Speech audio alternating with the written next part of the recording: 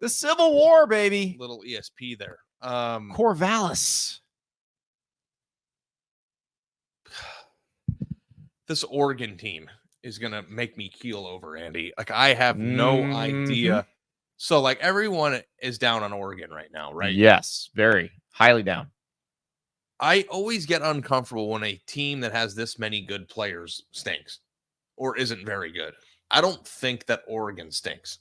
Probably not, no.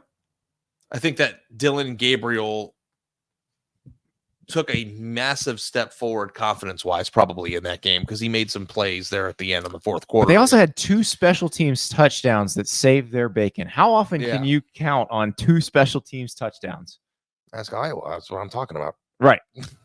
Very often, apparently. No, I'm kidding. You're right. No, they were the worst team that day. Is that fair to say against Boise? I would say so. I think they're very lucky that ball bounced the way it did when he dropped it early. Mm-hmm.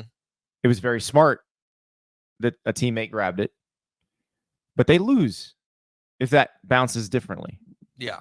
They lose. I'm on high alert, too, for Boise being a really good football team. So, Ashton Genty is one of the best players in the country. So, if you play a close game against a really good team at home, like, I think that's more excusable than barely beating a team that has no business competing physically with you. Oh, it was one special teams touchdown. And there was a fumble recovery too. Yeah. Matt in the chat pointing that out. 2 non-offensive touchdowns, however you want to slice it, is the same kind of concept that you're going for there. So, but Oregon State is, I believe, 2-0. They covered the spread on Saturday. They shut out San Diego State. Now, San Diego State playing a freshman quarterback, first-year coach. But that said, that's a pretty impressive win. Yeah. So my question is the Oregon team we've seen the first 2 weeks the team? Is that who they are? Because if it is, there's no chance they will win the Big Ten. None.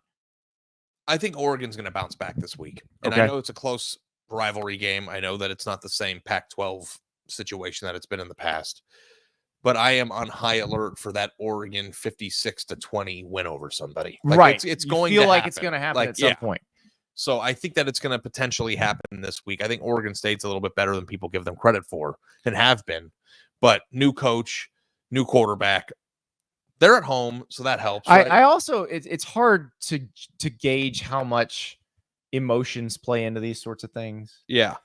But I would venture that this is a very different game for the Oregon players than it is for the Oregon State players. That this is a very, very, very important game for the Oregon State players because they will be whipped in, like Trent Bray will whip them into a frenzy saying, these people left you behind. This is why you're in a 2-team conference. This is why you're in the 2-pack. And they just went off to greener pastures and didn't care. That's how my mom calls Tupac. By the way, 2-pack. Yeah. He's not here to defend himself, so he's not. The hologram might be able to, but no. I mean, Oregon State is going to be very, very angry. They're going to want to prove a point. The crowd will be as much of a factor as it can possibly be because Oregon State fans are probably even angrier than Oregon State players and coaches about all this. But my question is, how much does that actually factor in? How much does that matter?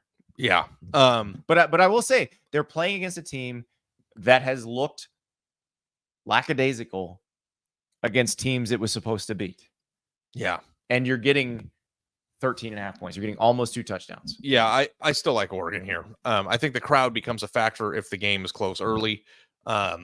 I think that Oregon's going to bounce back. And if they don't, and they don't cover the spread, and we're going 3 weeks, you're changing how you feel about Oregon. Like it's like hard for me to, but like when a team is trying to tell you who they are, you got to listen to them eventually. You know what I mean? And it's possible that that's who they are. So I'm not there yet. I think that they have too many good players.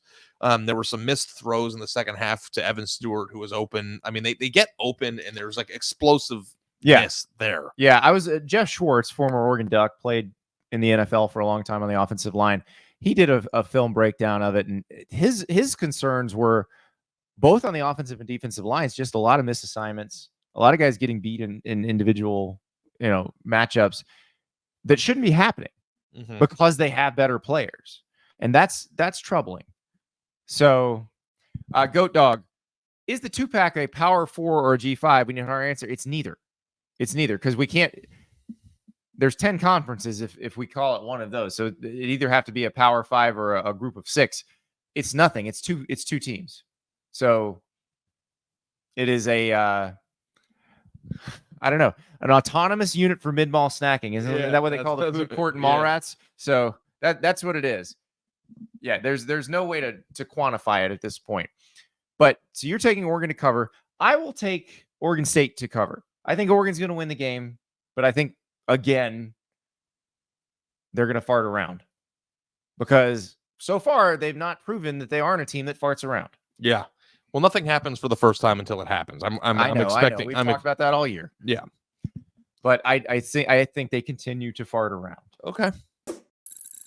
Thank you so much for watching. Just a reminder, subscribe to this channel right here so you never miss an episode of Andy Staples on 3.